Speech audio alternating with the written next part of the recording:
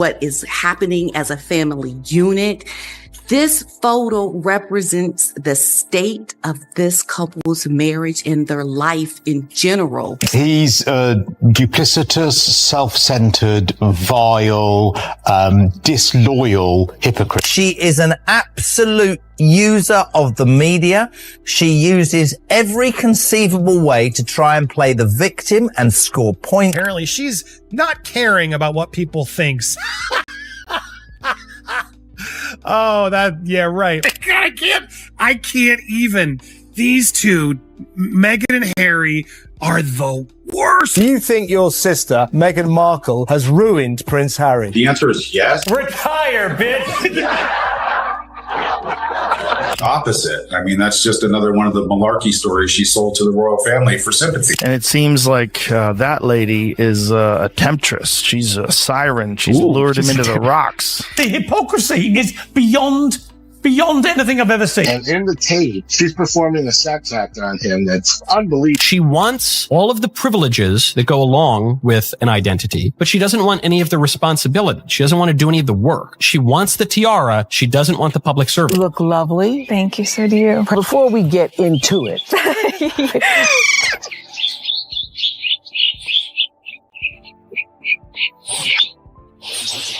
I just can't stand her. I just think she's such a phony. Nasty, and says he feels sorry for Prince Harry because his wife is a lot to deal with. And then the wife convinces you to leave the royal family. Like, I'm out. I don't need you guys. Which is crazy, because don't you just get free money? There was a sex tape about her. And I saw it. She is so full of shit. Today's Suits actress Meghan Markle married some unemployed dude who still lives with his grandma. It is the cringiest, most uncomfortable piece of tape I've seen in a long time. You might want to try the combo Andrew, Island, and Epstein. And this is sweet. Meghan Markle said she has a finger they can use if they need it. So apparently Meghan Markle has done it again. And when I say again, I mean she has officially, unapologetically, and aggressively secured the crown for 2025's most hated celebrity, a title nobody asked her to compete for. Yet somehow she dominates like it's the Olympics of public outrage. But wait, how did we get here? How did the woman who once broke the internet with a royal wedding become the same woman the internet now wants to return with store credit? Because the way Meghan reacted, chilly rage is too soft a word. Sources, the same ones who magically appear whenever Meghan breathes wrong, claim she threw her phone, screamed at Harry, and demanded an immediate PR resurrection like she was summoning Avengers for damage control. And honestly, be real with me for 2 seconds. How does someone become this disliked without even releasing a new Netflix flop this month? Is it talent? Is it strategy? Is it witchcraft? Or is it simply Meghan Markle being Meghan Markle, a full-time celebrity? This video time Duchess and permanent headline generator? Tonight, we're diving into the scandal that's got Buckingham Palace sipping tea, Hollywood whispering in corners, and Harry quietly Googling how to disappear without leaving any trace. Buckle up, because this story, it's messy, it's petty, and it's about to get louder than Meghan's PR team on a Monday morning. From the very moment Meghan Markle saw her name plastered everywhere as 2025's most hated celebrity, insiders say something inside her snapped like a Wi-Fi router during a storm. Overnight, the woman who once rebranded herself as Hollywood's misunderstood humanitarian allegedly began pacing around their Montecito mansion like she was preparing for a UFC fight with the British media. And the funniest part? Nobody was even surprised.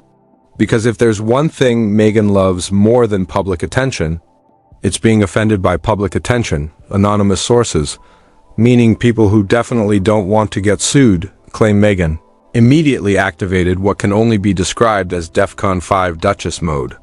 Harry, meanwhile, was seen hovering behind her like an extra from The Crown, clutching an emotional support smoothie while whispering, "It's okay, love. It's just a list." Lots of people are hated, even me sometimes. But Meghan wasn't hearing any of it. She wanted names, receipts, explanations, and maybe an apology from the universe itself. Because according to Meghan, she is never the problem. The world is, but to understand why this most hated title hit her harder than Netflix canceling another royal reboot, you have to rewind. because Meghan's controversy timeline. Phew, it's longer than a royal procession and twice as dramatic. Every year since 2018 has been a new season of Keeping Up with the Sussexes. Except instead of fun cliffhangers, we get explosive interviews, flying accusations, and Harry sitting there blinking in Morse code like he's begging for help. People started side-eyeing Meghan the moment she entered the royal scene. Why? Because she didn't fit the traditional palace mold. She wasn't quiet. She wasn't obedient. And she definitely wasn't interested in playing the role of Royal Barbie. Instead, she used her voice, loudly, proudly, and occasionally incorrectly, and the British media did what they do best. They turned her into the villain before she even unpacked her suitcase in Kensington Palace, but then came the interview. The Oprah interview. The moment Meghan went from Duchess to Diva-in-Chief of global controversy, every statement she made got dissected like a biology class frog. People argued for months about whether she was telling the truth, exaggerating, or simply misremembering facts as if she were narrating her own Netflix drama special. And let's be honest, Meghan doesn't just speak. She monologues. She delivers every sentence like it's meant to win an Oscar for Best Performance in a category nobody. As for Dot, then there's Harry, sweet Harry, the man who left the royal family, the military, the UK, and apparently common sense, all in the name of true love and mental health. But even supporters started wondering if Harry was following Meghan or fleeing from Buckingham Palace. Was he protecting her? Being manipulated? Or simply enjoying the thrill of being the world's most dramatic +1? Their decision to step back from royal duties didn't just shake the palace walls, it sent aftershocks across every gossip outlet on earth. You couldn't check Instagram, Twitter, or even LinkedIn without seeing someone debating Meghan's moral compass or Harry's spine, or lack thereof. And while Meghan framed their exit as liberation, the British public saw it as betrayal. Meanwhile, the American public was like, oh cool, a reality show, until they realized Meghan wasn't planning to entertain them. She was planning to lecture them. Then came the podcast, the documentaries, the speeches, the interviews, the lawsuits, and the endless PR spins. Meghan talked about empowerment while allegedly treating staff like disposable accessories. She preached privacy while signing million-dollar media deals. She complained about fame while hiring photographers to capture her grocery trips. The contradictions piled up like Meghan's abandoned brand partnerships. So when the 2025 list of most hated celebrities dropped, nobody gasped, nobody fainted, the internet barely flinched. For most people, it was like, oh, Meghan's #1, that tracks. But Meghan? Oh, she took it personally. Sources claim she locked herself in her media command center, a room allegedly filled with vision boards, inspirational quotes, and PR strategy binders labeled New Narrative 3, 0 Inches, and Emergency Reputation Protocol. She started making frantic calls to her team, demanding an investigation. How did this happen? Who conducted this poll? Why wasn't I informed sooner? Is there any way we can legally challenge a public ranking chart? Insiders say Meghan's meltdown was so intense that even her PR managers had to mute themselves multiple times just to laugh. They told her the same thing every publicist tells a client who's trending for the wrong reasons. It's temporary. It's fine. People will forget in 48 hours. But Meghan doesn't believe in temporary. She believes in legacy, especially her legacy. And nothing threatens a legacy like being labeled the most hated on a list that probably took 3 interns and a broken spreadsheet to compile. But here's where the story gets even messier. Meghan is convinced that the royal family is behind this. She allegedly told Harry that someone at Buckingham Palace deliberately planted the ranking, hoping to finish her reputation once and for all. Harry, bless him, reportedly replied with the emotional equivalent of a shrug. I mean, could be. Hard to say. But according to insiders, he looked exhausted. The kind of exhausted you only see in men who have been arguing about public perception for 7 straight years. And yet, Meghan's rage didn't stop there. She sees this not just as an insult, but as proof of a global conspiracy to undermine her influence. She reportedly said, "They fear me, that's why they attack me. I am powerful, I am unstoppable, I am a threat." Which, yeah, she's definitely a threat, mostly to her own PR team's sanity, but Meghan doesn't just rage, she strategizes. And according to anonymous friends, who might actually be staffers reporting anonymously to survive, she's planning a LUL-scale media comeback. Not a mild one, a massive one. The kind that includes a tell-all memoir sequel, a new docu-series, a charity initiative, a rebranding announcement, and possibly a subtle dig at Kate Middleton in Meghan world that's called Tuesday. But as Meghan plotted her next legendary PR battle, something else was happening online. Something she didn't expect. The internet had turned this scandal into a meme fest. Within hours, TikTok, X, and Instagram were flooded with videos laughing at the ranking, mocking Meghan's reaction, and remixing her old interviews into new parody edits. The hashtag most hated celebrity 2025 was trending in 22 countries minus 15 of which Meghan probably can't even locate on a map. People were commenting things like, "Did she win a trophy? Can we get a speech? Does she rehearse being this dramatic?" And I swear she gets more plot twists than the Marvel Universe. Even celebrities chimed in. Fake insiders claim Selena Gomez posted and deleted a cryptic story saying, "Girl, breathe." Meanwhile, Kris Jenner allegedly said, "She should call me. I could turn this into cash." And Piers Morgan, the man who wakes up every morning thinking about Meghan, posted a 27-tweet rant that nobody read past tweet 2. But the real plot twist came when internal documents, totally fake. "Don't worry," suggested Meghan's own behavior contributed majorly to the ranking. Leaked polls claimed people were tired of her contradictory messaging, endless victim narratives, and constant attempts to rewrite reality in her favor. They said, "She's overexposed, she's exhausting. She's a full-time drama subscription none of us signed up for." And this, TH is the part that allegedly broke her. Not the ranking, not the memes, but the idea that the public was simply tired of her. Meghan thrives on attention. Negative, positive, mixed, it doesn't matter. What she can't tolerate is irrelevance.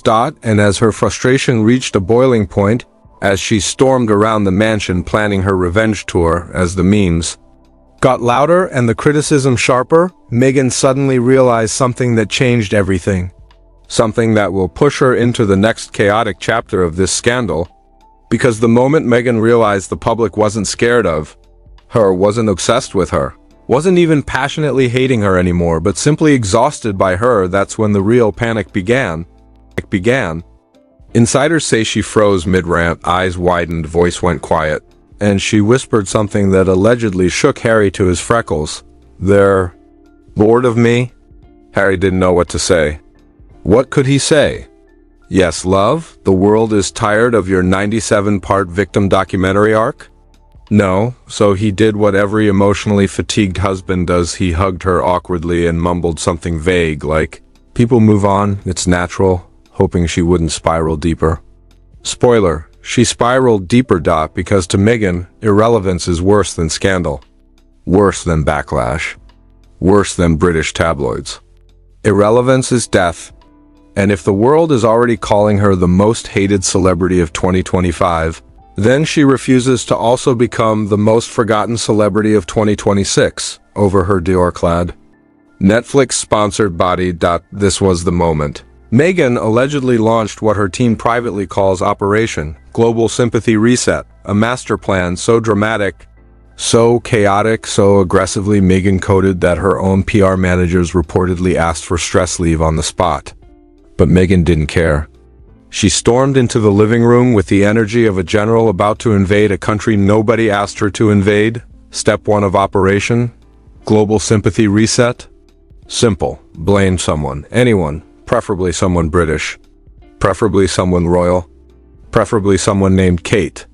Sources say Meghan picked up her phone and began drafting a speech. Yes, a literal speech accusing a senior royal of sabotaging her reputation once again.